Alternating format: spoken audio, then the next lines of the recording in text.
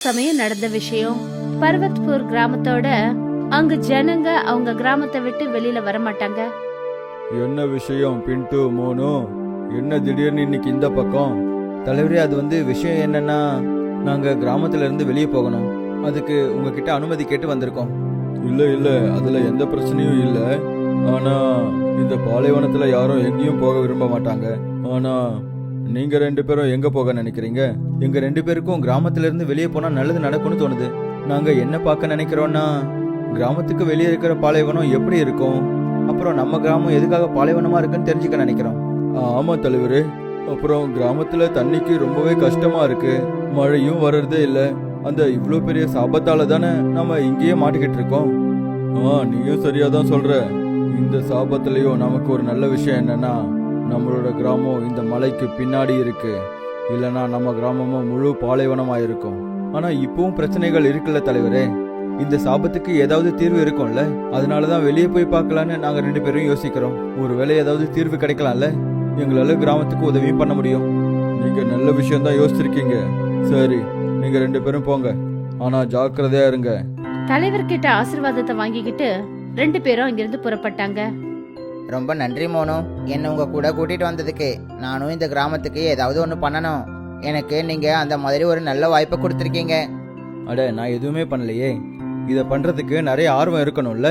ஒருவேளை எங்க கூட வர விருப்பம் இல்லைன்னா நீ அப்போவே இந்த பயணத்துல இருந்து கிளம்பி போயிடலாம்.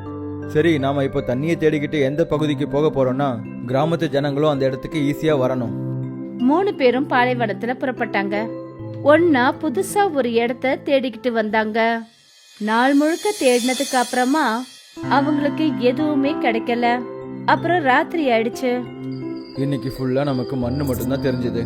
கிராமத்து ஜனங்களுக்கு உதவி செய்யற மாதிரி நமக்கு எதுவுமே கிடைக்கலையே. நமக்கு இந்த மண்ணில் வேற ஏதாவது கிடைக்குமான்னு தெரியல. இன்னும் இன்னைக்கு நாளே முடியல, அதுக்குள்ள 2 பேரும் கம்ப்ளைண்ட் பண்ண ஆரம்பிச்சிட்டீங்களா? ஆனா நம்மளோட கண்ணு கட்டின தூரம் வரைக்கும் வெறும் மண்ணு மட்டும் தானே தெரியுது. இப்போ ஒரே ஒரு நாள் தான் ஆயிருக்கு. நம்ம இன்னும் நிறைய நாள் தேடி பார்த்தாதான் நமக்கு ஏதாவது கிடைக்க வாய்ப்பு இருக்கு. ஒருவேளை இவ்வளோ சீக்கிரமா வழி கிடைச்சிருச்சுன்னா நம்ம கிராமத்துக்கு எதுக்காக இவ்வளோ கஷ்டம் வரப்போகுது? ஆமா, நீயும் சரியா தான் சொல்ற.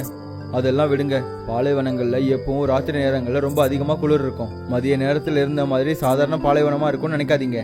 ஆமா, நீ சரியா சொல்ற. நீ பேசுறத கேட்கும்போது எனக்கு ஒரு புது சக்தி கிடைக்குது மோனு. சரி வா, இப்ப போய் தூங்கலாம். நாளைக்கு நம்மளோட தேடுதல் வேட்டையை ஆரம்பிக்கலாம். 3 பேரும் டென்ட்டுக்குள்ள போனாங்க. மறுநாள் விடிஞ்சது.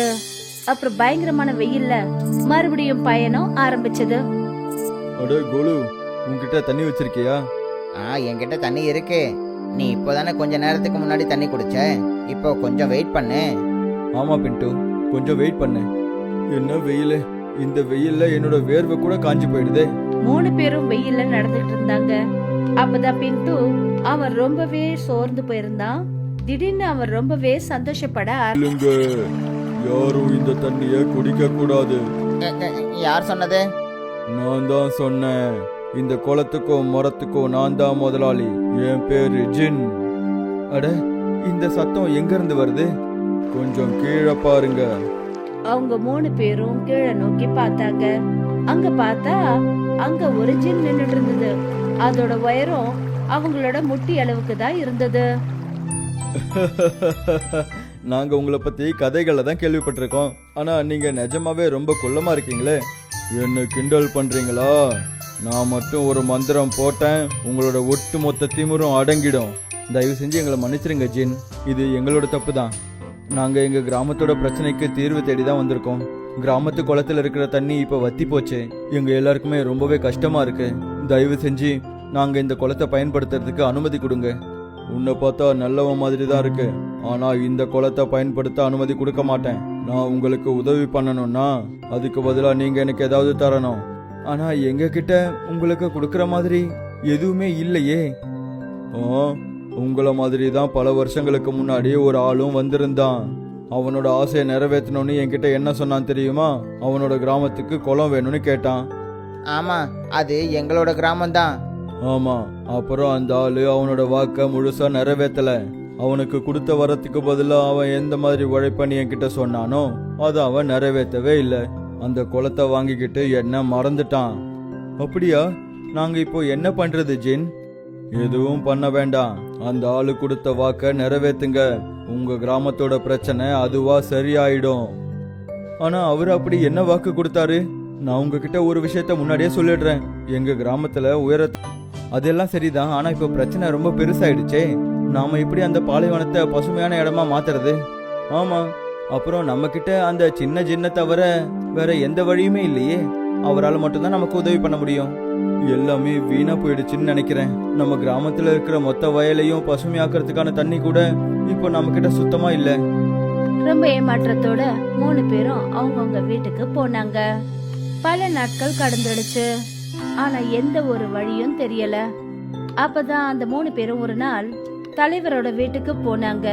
அப்புறம் தலைவர்கிட்ட நடந்த விஷயங்கள் அத்தனையும் சொன்னாங்க. நீங்க 3 பேரும் ரொம்ப நல்ல வேலை செஞ்சிருக்கீங்க.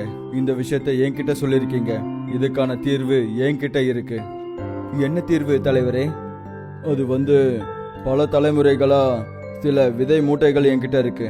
ஏன்னா யார் இந்த கிராமத்துக்கு தலைவராகிறாங்களோ அவங்க கிட்ட அது இருக்கும். போன தலைவர் இந்த மூட்டைகளை பாதுகாப்பா வைக்க சொல்லி என்கிட்ட சொல்லிட்டு போனாரு. அது மாய விதைகள்னு சொன்னாரு. அப்புறம் அதோட மாயத்தால பாலைவனம் ஒரு நாள் பசுமையா மாறும்னு சொன்னாரு. இது நிஜமா தலைவரே? அது எல்லாம் நிஜம்தான் பின்ட்டு. அவர் என்ன சொன்னாருன்னா, இந்த கிராமம் கஷ்டத்துல இருக்கும்போது நமக்கு அந்த குளம் கிடைச்சுதான். அந்த நேரத்துல இந்த விதைகளை பயன்படுத்தி தான் இந்த பாலைவனத்தை பசுமையானதா மாத்தினாங்களாம். அப்புறம் கிராமத்து ஜனங்க அவரை தடுத்துட்டாங்க. அதுக்கான காரணம் என்னன்னு எனக்கும் சுத்தமா தெரியாது. மோனோ, அந்த ஜின் சொன்னது உண்மையாயிடுச்சே. வா, நம்ம 3 பேரும் இந்த விதைகளை உடனே பாலைவனத்துல விதைக்க ஆரம்பிக்கலாம். நில்லுங்க. ஒருவேளை இது விதைக்கிறதுனால கிராமத்துக்கு நல்லது நடந்தா கிராமத்துல இருக்கிற மத்தவங்களையும் உங்களுக்கு உதவி பண்ண சொல்லி நான் சொல்றேன். ஒருவேளை நம்ம நிறைய தூரத்துக்கு இந்த விதைகளை விதைச்சிட்டோம்னா மீதி இருக்கிற மொத்த பாலைவனமும் பசுமையானதா மாறிடுமே. தலைவர் 3 பேர் கையிலயும் ஒரு மூட்டை விதைய கொடுத்தாரு. சரி வாங்க, இப்போ நம்ம இதை விதைக்கலாம். அப்புறம் பாலைவனத்தை பசுமையானதா மாத்தலாம். அப்போதான் அந்த ஜின் நமக்கு உதவி பண்ணுவாரு. கிராமத்து ஜனங்களோட உதவியோட 3 பேரும் சேர்ந்து அந்த பாலைவனத்துல ரொம்ப தூரத்துக்கு விதைகளை விதைச்சாங்க. அவங்க அந்த மூட்டையில இருந்த எல்லா விதைகளையும் இப்போ முடிஞ்ச அளவுக்கு ரொம்ப தூரத்துக்கு விதைச்சிட்டாங்க. ஆனா பல வாரங்கள் கடந்ததுக்கு அப்புறமா கூட அந்த இடத்துல எந்த ஒரு செடியும் வளரவே இல்லை.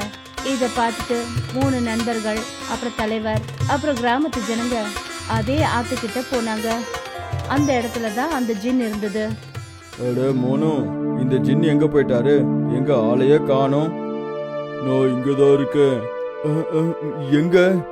கீழே பாருங்க, கீழே. அட, இது நிஜமாவே சின்ன ஜின் தான். நம்ம பின்ட்டுவும் இத பத்தி